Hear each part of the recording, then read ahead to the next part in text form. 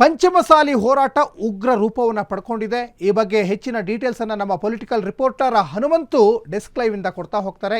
ಹನುಮಂತು, ಬಹಳ ಮುಖ್ಯವಾಗಿ ಕುಂದಾನಗರಿ ಅಂದರೆ ಜನಸಾಮಾನ್ಯರ ಕುಂದುಕೊರತೆಯನ್ನು ನೀಗಿಸಬೇಕು.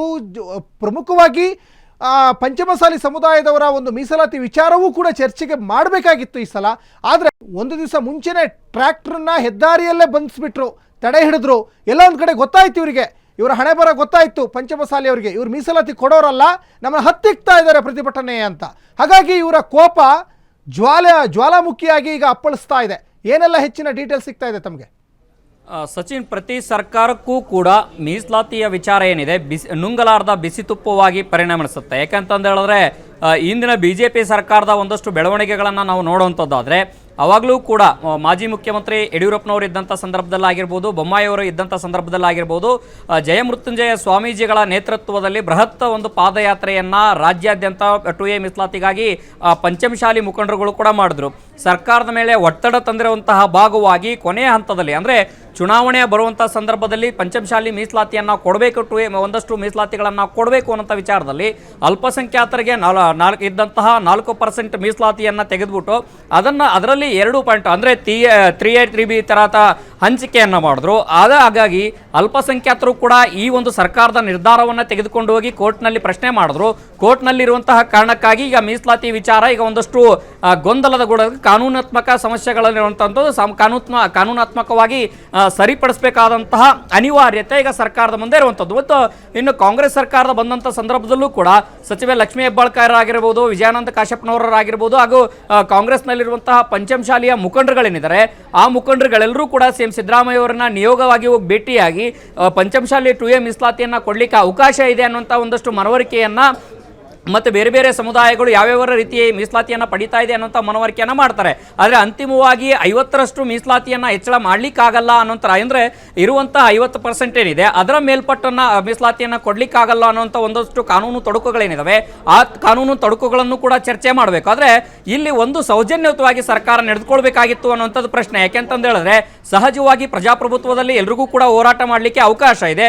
ಅದೇ ರೀತಿಯಾಗಿ ಬೆಳಗಾವಿಯಲ್ಲಿ ನಡೀತಾ ಇರುವಂತಹ ಚಳಿಗಾಲದ ಅಧಿವೇಶನ ಏನಿದೆ, ಈ ಅಧಿವೇಶನದ ಸಂದರ್ಭದಲ್ಲಿ ಸಹಜವಾಗಿ ವಿವಿಧ ಬೇಡಿಕೆಗಳನ್ನು ಇಟ್ಕೊಂಡು ಅನೇಕ ಸಂಘಟನೆಗಳು ಕೂಡ ಪ್ರತಿಭಟನೆಯನ್ನು ಮಾಡ್ತವೆ. ಆದರೆ ಪ್ರತಿಭಟನೆ ಮಾಡುವಂಥ ಈಗ ಜಯಮೃತ್ಯುಂಜಯ ಸ್ವಾಮೀಜಿಗಳು ಕೂಡ ಪ್ರತಿಭಟನೆಯನ್ನು ಸ್ವರೂಪಕ್ಕಿಂತ ಮುಂಚೆನೂ ಕೂಡ ರಾಜ್ಯದ ವಿವಿಧ ಭಾಗಗಳಲ್ಲಿ ಸುತ್ತುವರೆದು ಸಂಘಟನೆ ಮಾಡಿ ಪಂಚಮಶಾಲಿಯ ಮುಖಂಡರುಗಳನ್ನು ವಿಧಾನಸೌಧದ ಸುವರ್ಣಸೌಧದ ಚಲೋಗೆ ನಡೆಸಿರುವಂಥದ್ದು. ಆದರೆ ಯಾವಾಗ ಸರ್ಕಾರ ಟ್ರ್ಯಾಕ್ಟರ್ ರ್ಯಾಲಿಯನ್ನು ತಡಿಲಿಕ್ಕೆ ಮುಂದಾಗ್ತು, ಬೆಳಗಾವಿ ಕಾನೂನು ಸುವ್ಯವಸ್ಥೆ ವಿಚಾರವನ್ನು ಮುಂದಿಟ್ಕೊಂಡು ಪಂಚಮಶಾಲಿ ಟ್ರ್ಯಾಕ್ಟರ್ ರ್ಯಾಲಿ ಏನಿತ್ತು, ಜಯಮೃತ್ಯುಂಜಯ ಸ್ವಾಮೀಜಿಗಳ ನೇತೃತ್ವದಲ್ಲಿ ನಡೆಯುವಂಥ ಟ್ರ್ಯಾಕ್ಟರ್ ರ್ಯಾಲಿಗೆ ಅನುಮತಿಯನ್ನು ಕೊಡೋಲ್ಲ, ತಡೆಯಾಜ್ಞೆಯನ್ನು ಕೊಡ್ತಾರೆ.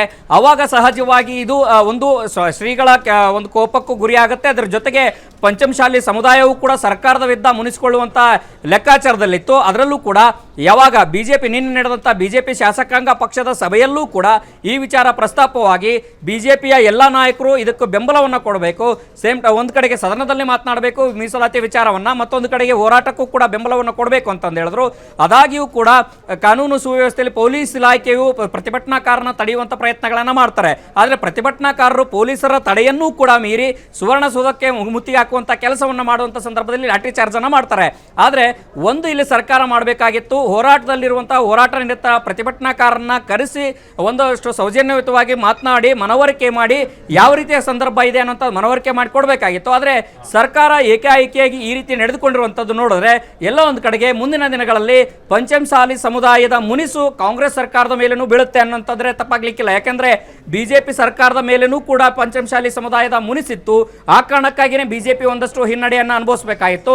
ಅದೇ ಪರಿಸ್ಥಿತಿ ಕೂಡ ರಾಜ್ಯದಲ್ಲೂ ಕೂಡ ಕಾಂಗ್ರೆಸ್ಗೂ ಕೂಡ ಮುಂದುವರಿಬಹುದು. ಸಚಿನ್, ಹನುಮಂತು, ಇಲ್ಲಿ ಬಹಳ ಮುಖ್ಯವಾಗಿ ಲಕ್ಷ್ಮೀ ಹೆಬ್ಬಾಳ್ಕರ್ ಕಾಂಗ್ರೆಸ್ನ ಸಚಿವರಾಗಿದ್ದಾರೆ, ಮತ್ತು ವಿಜಯಾನಂದ ಕಾಶ್ಯಪ್ನವರು ಕಾಂಗ್ರೆಸ್ನ ಲೀಡರ್ ಆಗಿದ್ದಾರೆ, ವಿನಯ್ ಕುಲಕರ್ಣಿ ಕಾಂಗ್ರೆಸ್ನ ಲೀಡರ್ ಆಗಿದ್ದಾರೆ. ಇವರು ಕೂಡ ಪಂಚಮಸಾಲಿ ಸಮುದಾಯದವರ ಪರವಾಗಿ ಹೋರಾಟ ಮಾಡ್ತಾ ಇದ್ದಾರೆ.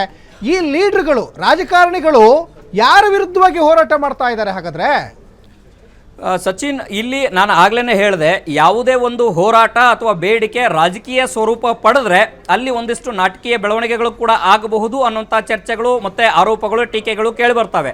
ಅದೇ ಕಾರಣಕ್ಕಾಗಿ ಈ ಹಿಂದೆ ಬಿಜೆಪಿ ಸರ್ಕಾರದ ಸಂದರ್ಭದಲ್ಲೂ ಕೂಡ ಸಚಿವರಾದಂಥ ಸಿ ಪಾಟೀಲ್ ಆಗಿರ್ಬೋದು, ಮತ್ತೆ ಲಿಂಗಾಯತ್ ಸಮುದಾಯದಲ್ಲಿ ಗುರುತಿಸಿಕೊಂಡಿರುವಂಥ ಅನೇಕ ಸಚಿವರು ಆಂತರಿಕ ಸರ್ಕಾರದ ಒಳಗಡೆ ಇದ್ದುಕೊಂಡು ಒಂದಷ್ಟು ಬೇಡಿಕೆಗಳನ್ನಿಟ್ಟರು. ಬಹಿರಂಗ ಹೋರಾಟಗಳಲ್ಲಿ ಎಲ್ಲೂ ಕೂಡ ಹೆಚ್ಚಿನ ರೀತಿಯಲ್ಲಿ ಭಾಗವಹಿಸಲಿಲ್ಲ.